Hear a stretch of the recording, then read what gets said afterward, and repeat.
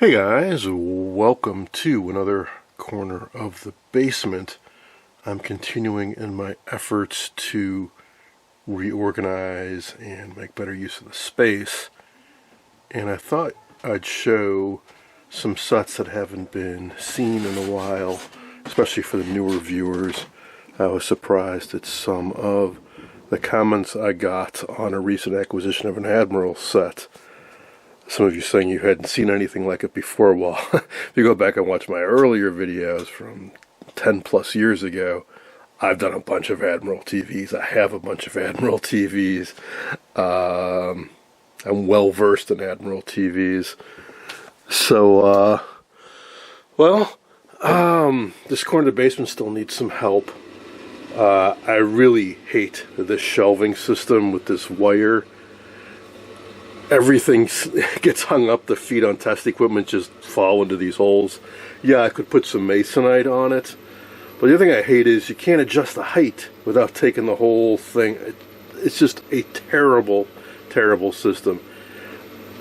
This is going away completely at some point. Likely this will as well. It's better, but it's just too awkward, too hard to get at. Anyway, let me show you some of what's out here. Microphones. I have a couple of these guys, which I do want to fire up one of these days. Turner Dynamic, and maybe start using these in my YouTube videos and get the vintagey sound. Mostly I have stuff back here that is precious. Globe tubes, a new old stock protogram tube, a 3NP4, rare globe tubes for Spartan radios, some stuff I've never even shown you guys before, like these crazy, insane Bakelite book flip open Philco radios. We'll get to that stuff someday. But basically it's for stuff, because it's really hard to get to this corner, or at least it used to be. So I put stuff back here I didn't expect to need to get to. This TV, this is a bit controversial. It's a Motorola maybe 7VT1, I think. So on the Philco service manual for the TS18 chassis, they show a model 7VT1, which basically nobody's ever seen. There's one maybe sketchy photo that shows one, and then there's this one. What it is it's a wooden cabinet like the very first 7-inch set Motorola made, the VT71, but it has the round bezel of the later 7VT2, 7VT3, the black and brown Bakelite models with a later TS18 chassis. This showed up on eBay a few years ago. There's got to be a custom paint job. It's bright red with Mexican themed decals all over it. I can't recall what knobs it came with, but these are red knobs. Or, well, I mean, the one channel knob I have here is a red knob, which is like the I forget the model. The 8-inch Motorola set I picked up recently, in 9VT1 or something like that. So the controversy is, it could be possible for somebody to take the earlier wooden cabinet model and cut the opening up a little bit and install the later bezel. Or somebody that worked at Motorola may have taken some discarded leftover parts and fabricated this and put the custom paint job on. Very likely we will never know until somebody has an honest-to-God Motorola 7VT1 with some documentation. This is the closest thing that exists to one that I know of. So I haven't done anything with it because I'm not sure what to do with it. But anyways, that's what that is. Oop. That was a vacuum cleaner falling over. This is a Capehart / Farnsworth TV. I wish I had the Farnsworth version, which is exactly the same, except instead of Capehart, it says Farnsworth. When Farnsworth was starting to get into TV making in the late 40s, he didn't, I guess, have the wherewithal to go into manufacturing completely on his own, so he partnered up with Capehart in Indiana, and they sold sets. There's a rare tabletop model, and this is the console model, that were sold under both names. I'm glad to have either version because these are fairly rare. But that's what this is. These guys are some of my favorite all-time TVs, which are Bakelite Admirals. There's one ginormous slab of Bakelite. At the time, it was advertised as the largest piece of Bakelite ever made, but they later came out with a 12-inch and 16-inch versions, which are bigger, of course, but these were the originals. This is the 48 version, this is the 49 version. 48 has a gold bezel, 49 has a white bezel, single chassis, dual chassis. Also, we have power in this corner of the basement, so I can turn sets on. Of course, there's nothing to receive yet. We'll be working on transmitters very soon, and or distribution system of some sort, so this will be a good test to see if I can get from the other corner of the basement to this corner of the basement. This one is fully restored. This one is basically restored. More on this at some point in the future. The first antique radio I ever got, Motorola 3710, basically done. But when we were moving, it was still somewhat in pieces. I can't find the speaker. I know I have it, I'm just not sure where it is. And the bezel hasn't been reinstalled because it has broken glass. But this has magnetic tuning. I did a bunch of videos on this radio. I'm not sure where to put it, but it's kind of near and dear to me because it's my first antique radio. And this is part of the Philco Modern line, where they employed a different design team to make some radical different looking sets. I think this is the 118MX. Very different styling than most Philco radios, which is why I like it. Then we get to my custom shelving system I made. So this is the other end of it. And there is power back here. What I am thinking of doing is finding a different place for these radios and building a ceiling to floor small shelving system here for the 7-inch sets. So a lot more shelves, but a much smaller system. So I can get a bunch of those, well, sets like this out on display. Some sets some of you were asking about or surprised that I still have, like this awesome GE Danish Modern. Well, here it is. That was also like 99% done when we moved. During the move, I think the yoke slipped off the CRT neck. So now that I can get at it, I want to get this out and fire it up and make the final adjustments. Because, well, I have some potential buyers coming. And they've expressed interest in the Zenith Roundy, and this guy, and a predicted tandem set, and well, I'll see what else I can entice them into. I hate to see the Zenith Roundy go, or the Danish Modern, because these are super rare and amazing looking. But some space would be nice to have, and some money would be nice to have, and kind of how many restored sets can a person enjoy? That was my original plan, was to, if you think it's crazy that I'm buying all these sets, I don't want to keep them. I want to sell 90% of the sets I have. But I want to restore them first and do videos on them and whatnot. The thing about the Zenith Roundy, I keep getting asking about, when are you going to work on a color set? It works fine. When I first got it, I replaced some tubes and did some tweaking, and since then, it just works. I don't see any reason to pull the chassis and to start replacing parts when it works fine. So that's why I haven't done anything with it.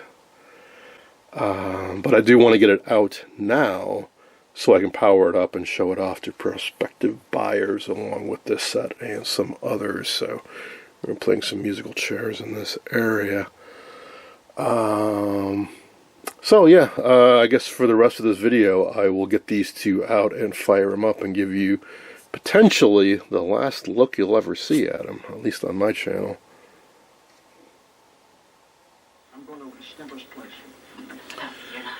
Here's the Zenith Roundy, playing just fine.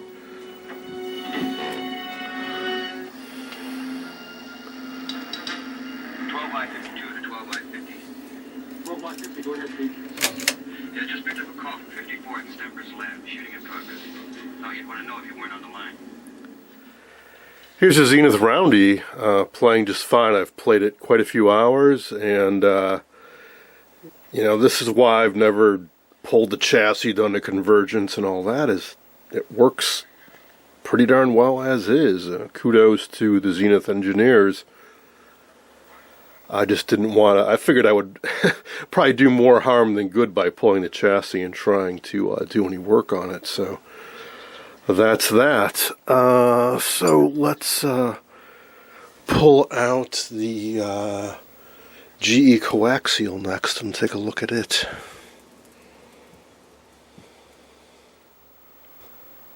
Here's the back of the GE Coaxial set, and here's the problem. There's no yoke clamp. Now I remember that it broke. The original broke, so I will come up with a hose clamp or something to secure that. But I'll manually seat it there, and let's fire it up. It's been 6 years, but it's been recapped and tuned up, so it should still work. Let's find out. Here's both sets running side by side. I still have a little bit deficient width on this side. Part of it is because that yoke clamp isn't there. When I push it up, it deflects more, and when I let go, it slides back a little bit. So I think that's part of it. Another part of it, I think I need to recheck the tubes. I mean, it's, like I said, the set hasn't been turned on in 5-6 years, so get a test pattern generator on it, tweak all the controls, and get it all tuned up. Well, it turns out there actually is no width control on this. That was the next chassis revision. I think it was an M4, and the M5 added the width. But you can see it's filling the screen. So what was the problem? Well, I don't know what I was thinking when I last worked on this, but I had a 6BQ6 horizontal output tube. It should be a 6DQ6A. So that's what I put in there now. So a little bit of funkiness in the left side. I got to see if there's a drive control, but we're very close. We're very close. So happy about that. I cleaned off the top a bit. Potential buyers are coming later tonight, and they understand. I already told them that, look, some of these sets are about 90+% done, but I have a little bit more tweaking before I would hand it off to you. So I would want to get a test pattern generator on both of these sets and do final tweaking. There's one more set that they were really interested in besides Predicted Tandem. I'll try to get my blonde one fired up enough that they can see it working, but that's not the one I would actually sell them. I would sell them a mahogany one. This is another set they're very much interested in, and again, it needs just a touch of work. I took it apart because I wanted to clean off the screen cover. I'm going to button that back up. Had to put a new line cord on it. I just finished doing that a little while ago. Let me show you the tandem that I'm thinking about selling. Well, we struck a deal, and looks like they're going to be taking all the sets I had to offer at the moment. So say goodbye to the lovely, beautiful GE Coaxial. I am very sorry to let it go, but I've enjoyed it for a few years. Time to let somebody else have it. Likewise, say goodbye to the Zenith Color Roundy. Fantastic set. Many hours of enjoyment out of that.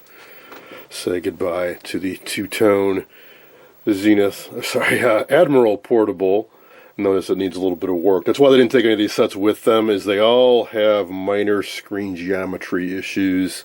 So it happens when you have a set that sits around for a while. So I said I need a week or so to tweak them all, and then they'll come and pick them all up. And the final one is one of my predicted tandems. It's one I restored some time ago. If you go back and watch my older videos, this one I am keeping. This is my blonde tandem. I gotta keep at least one for myself. You will be seeing this very shortly in an upcoming video.